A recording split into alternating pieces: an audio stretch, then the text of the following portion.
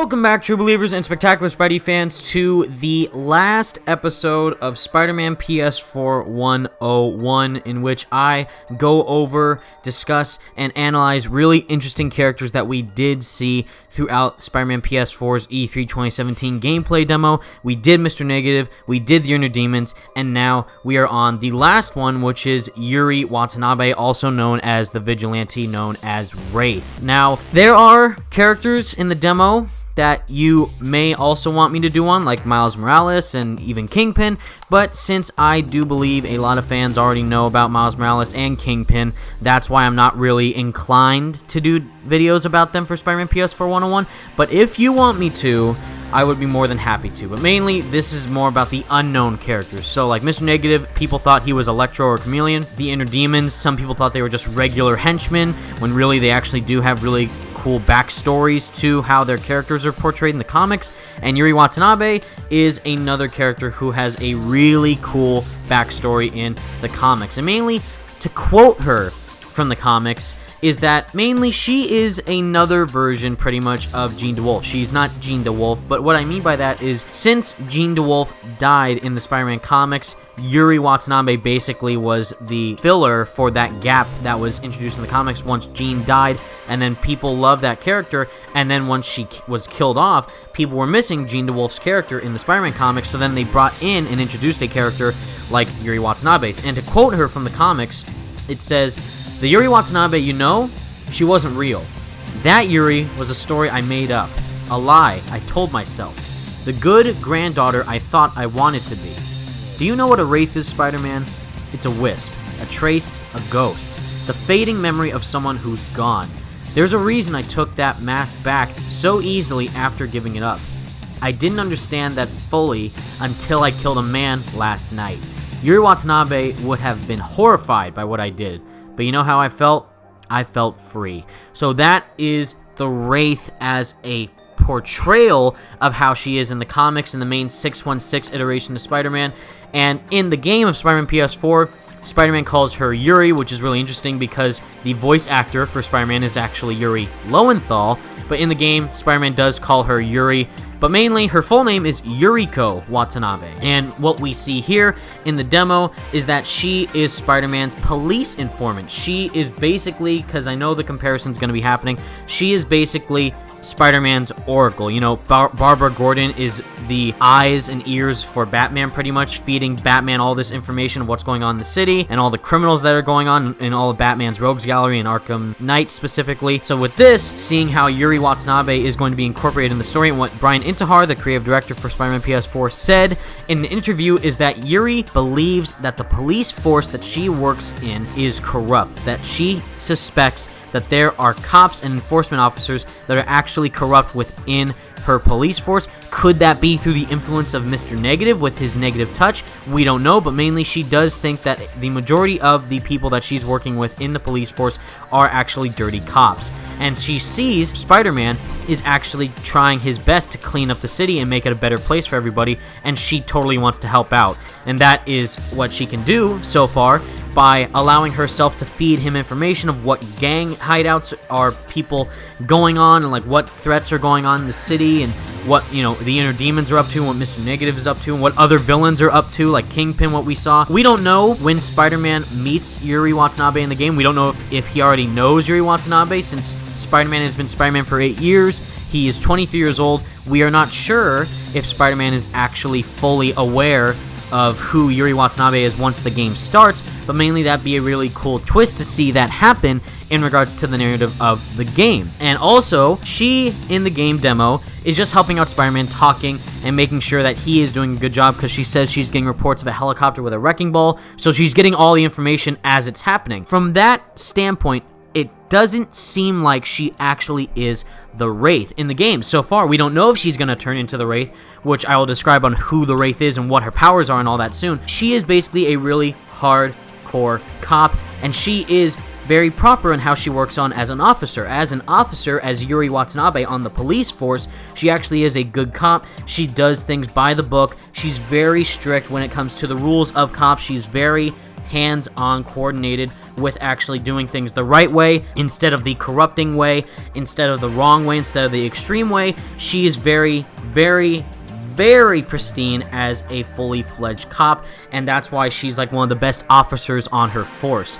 As the Wraith, however, as this vigilante known as the Wraith, she is basically the exact opposite. So basically, to get into her backstory, it says, and this is all on Marvel's Wikia page, by the way, that you can read on Marvel's database, and also I discussed Yuri in my comics video, in the 5 to 6 comics that you should read, that Insomniac and Bill Roseman both recommended to us to read, so go check that out, leave it in the description, and the other Spider-Man PS4 101 videos in the description. But basically, as a child, Yuriko Watanabe was inspired to join the police when she was older by her grandfather, Kenneth Watanabe, who received the NYPD Medal of Honor. Her father, John, was an officer as well, but when she was serving the army, he was convicted of accepting bribes. She became an NYPD captain, supporter of Spider-Man, who investigated a gang war between the Magia and Mr. Negative, the appearance of the new Hobgoblin, and other criminals involved in the Underworld Empire. Sometime later, using Mysterio's equipment and that of other villains, Yuriko became the new Wraith, disguised as the ghost of Jean DeWolf, using a mask of the Chameleon, fighting criminals and intimidating them. When her activities became notorious, her friend Carly Cooper started to investigate and managed to discover that the Wraith's real identity was in fact Yuri Watanabe. After helping Spider-Man and Anti-Venom to defeat Mr. Negative and reveal him as the philanthropist Martin Lee, Cooper convinced her to give up her career as the vigilante temporarily and also to work uncovering her tracks better. Yuriko then took a leave of absence from her police duties and left New York for a while. So basically, she has a lot of cool relationships with other Spider-Man characters, as you just heard me say there. Mysterio, Carly Cooper, Jean DeWolf, Chameleon. So she's been having these relationships and connections with other Spider-Man characters as well, allowing her to kind of have that cool background of possibly being able to introduce other people within the game, because again, since Insomniac, from what we're seeing so far from the story, seems to be heavily influencing the game's story based on the Brand New Day storyline of comics, where we have Mr. Negative, we have the Inner Demons, we have Yuri Watanabe, and what it says here in her background, Carly Cooper is another person that Yuri Watanabe talks with often, and actually, Carly Cooper is actually one of Spider-Man's love interests. So, Insomniac have also said on Twitter that Spider-Man does in fact have a love interest in the game, and it's a complicated love interest at that, but basically, does that mean Mary Jane, or could it mean something new, like Carly Cooper? Because again, Insomniac have said in their interviews that these characters from the comics that we know will be used in different ways in the game. And seeing what we're hearing right now with Yuri Watanabe and her actual background in the comics compared to what it seems like they're doing in the game, it seems like she'll be your eyes and ears throughout the game. She'll help you out take out criminals in a more efficient way. She'll make sure that you take out everybody without hurting others, that make sure no one else gets caught in the crossfire, that she will be that pristine cop that everyone knows and respects. And mainly, if she does become the Wraith, then that might be a really cool ally that you could have on your side in the game. And mainly a cool background about her connection with Mr. Negative and herself as Yuri Watanabe and the Wraith is that Mr. Negative, to summarize, was basically involved in a gang war that ended up having 2 of Yuri Watanabe's co-workers be killed off and actually die.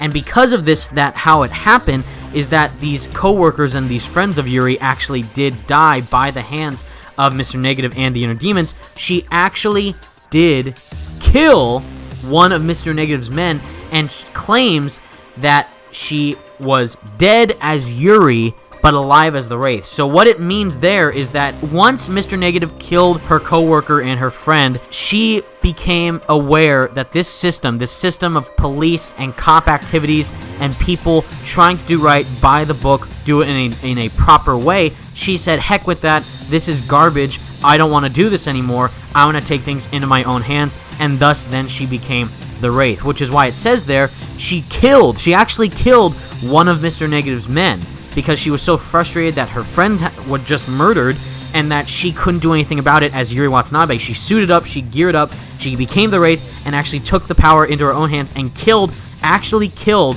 one of Mr. Negative's men. And to continue, during this gang war within the 3rd Precinct, she confronts Mr. Negative, determined to kill him. Then, Negative escapes while Wraith defeats his men. Spider-Man arrives to try and convince her to change her ways, but she punches Spider-Man to go after Mr. Negative. Mr. Negative then corrupts a group of bystanders, but before she can fight them off, Spider-Man grabs her to avoid damage to the brainwashed civilians, knocks out Wraith, and webs her down, and then defeats Mr. Negative.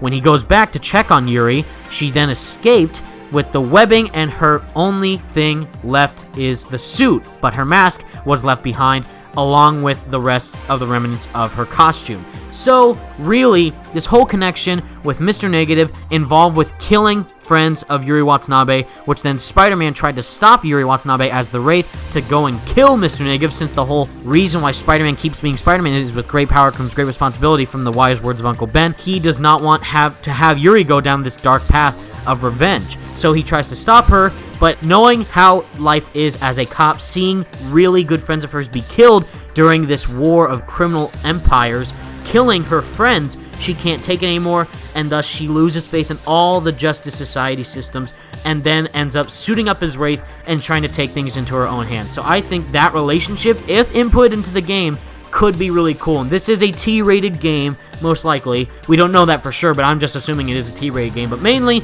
since Wraith seems like a darker character as the Wraith, killing Mr. Negative's men, we shall see if Insomniac's writing team can make it a lighter story, or if she just really brutalized them instead of killing them. But we can see how Insomniac can take this narrative down the road. And mainly to get into her powers, because what are her powers? What is with that purple and yellow suit, and what can she actually do within the game's story? So, she actually wears this suit that incorporates some of Mysterio's illusion gas, and those yellow stripes that you see on her shoulders and her armbands, those actually turn into elastic tentacles to tangle her enemies with. And in order to get around, she basically wall crawls and swings using her tentacles just like Spider-Man. So basically, she's pretty darn cool, and she is a little, in a way, like female Spider-Man, not Spider-Girl or Spider-Woman, but kind of a more brutal version of Spider-Man with these really interesting powers of this suit having these armbands go into elastic tentacles to try and wrap up people, and also try and wall crawl and swing with the tentacles as well. And the weapons that she uses mainly is the illusion gas to try and make people afraid of her from Mysterio, and also use the armbands to try and wrap up and subdue the enemies. It's a really cool character that Insomniac have decided to put into this game. If she's going to actually turn into the Wraith, we still don't know, but I'm super stoked about her incorporation into the game regardless. I think she'll be a great inclusion in the story that Insomniac is crafting,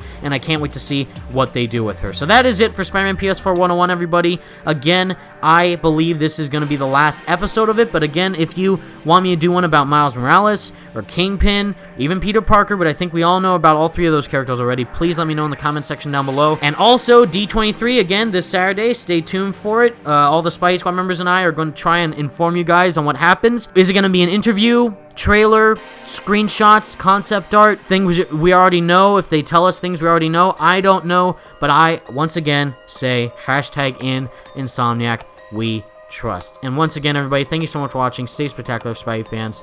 Peace out.